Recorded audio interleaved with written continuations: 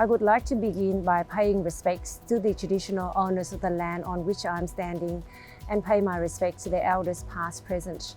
And for me, it is the Wurundjeri people. Over the last 12 months, women have stood on the front line of the pandemic as healthcare workers, educators, caregivers, community organisers and innovators. And we've also done more than half of the unpaid work at home. COVID-19 has highlighted the ongoing and too often gendered struggle of juggling paid work and unpaid work, and it's also shone a bright light on so-called women's work.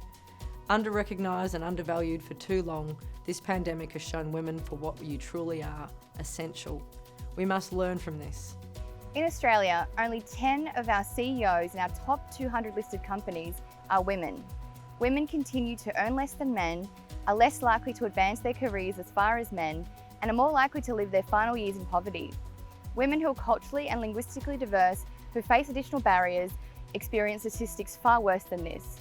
We know for a fact that gender diversity and cultural diversity in leadership and in organisations boosts productivity and brings about innovation. We know all this and we've known this for a while, but unfortunately we are not seeing this diversity reflected in our leadership.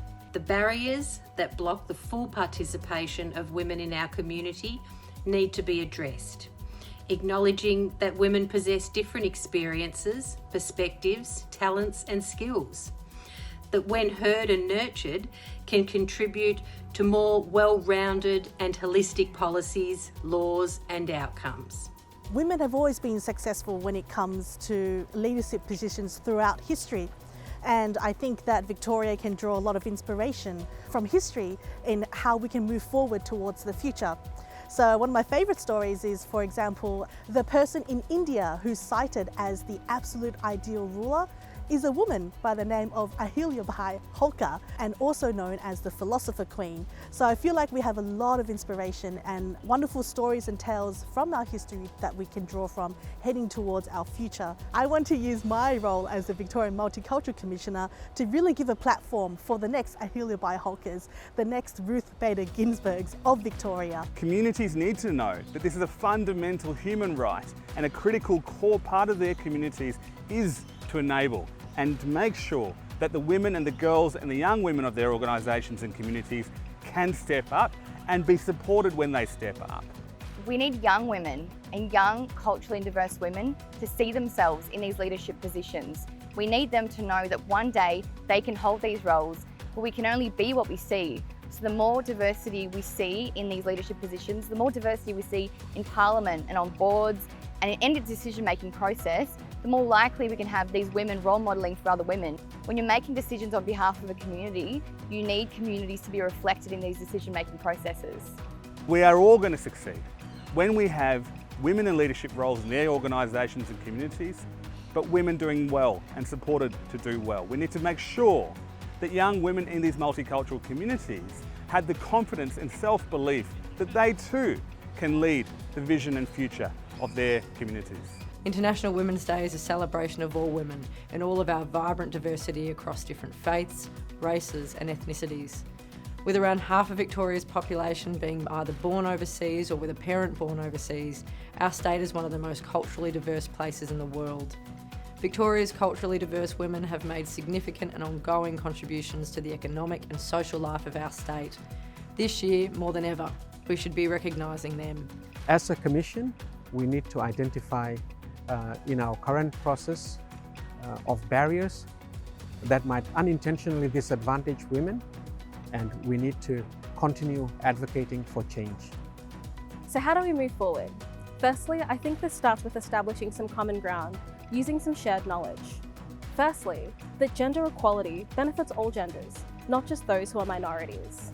While seeing women at the helms of leadership and reducing family violence is of utmost importance, so too is raising boys without the weight of the world on their shoulders, teaching the tools for them to regulate their emotions and protect their mental health, and in a more general sense, how to ingrain respect for women in all of their behaviours. We can start by creating a culture of conscious inclusion. This means being more considerate in our efforts to give women equal pay, to give them parental leave, to give them flexible working environments. This means having targets for gender-based employment, having targets for cultural diversity. I know not everyone likes targets, but targets are what we need right now to get the balance right. Once women are in these roles, they thrive, and they will thrive, and we'll get change from the highest levels, top down. We need paid internships. We need mentoring programs that target women specifically. We need programs that target culturally and linguistically diverse women who face additional barriers. These need to be championed by both men and women. For me, Victoria in 2030 would mean that young girls, women, regardless of our cultural background and how long we've been here, all have the opportunity to participate in anything and everything we want to be, participate in every aspect of our society, and no longer are those barriers that are constantly put in front of us, that are constantly telling us we are unable to achieve this or another career choice because of. Whether it be cultural barriers, whether it be societal expectations, or whether it be those systemic issues or racism, for me, it is about those barriers being broken down and enabling women of all age, of all backgrounds, of all faiths, to be able to reach out and achieve whatever it is they aspire to be. And our role is to support and to empower them to achieve those goals. To support this journey, people in positions of leadership need to empower women, to mentor women, and to create spaces for them to thrive. Actively strengthening the participation, inclusion, and contribution of multicultural women. This must go hand in hand with the consistent monitoring of the processes and programs that is designed to support women's equal participation in leadership, to ensure that they are appropriate and that they're achieving that goal. As a male commissioner in the Victorian Multicultural Commission, I'm acutely aware of the fact that there are so many successful women and people of colour who could be in my role. I urge all leaders across Victoria to ask ourselves, what kind of commitment can we make on International Women's Day and every day to create cultures in our workplace that are safe, welcoming and inclusive, to support our emerging women and all the women across multicultural communities, but broader Victoria, to thrive and succeed as our leaders. To move towards equality, women of multicultural background need the opportunity for further education and development, so that the amazing work that they are doing is celebrated and acknowledged. This will inspire future leaders to pay it forward. It's easy, and it's the greatest feeling of all to really support and give each other a platform to work on. So if you're a leader, offer to be a mentor. And if you're someone seeking leadership skills or a chance to grow, ask to be a mentee and go out and seek leaders. Because I feel like we all really want to help each other and support each other. And the way that we can do this through diversity and unity is the best way to make Victoria a better, happier and a more wonderful place. In 2030, I hope that we can look back in disbelief at the sheer amount of progress that we've made.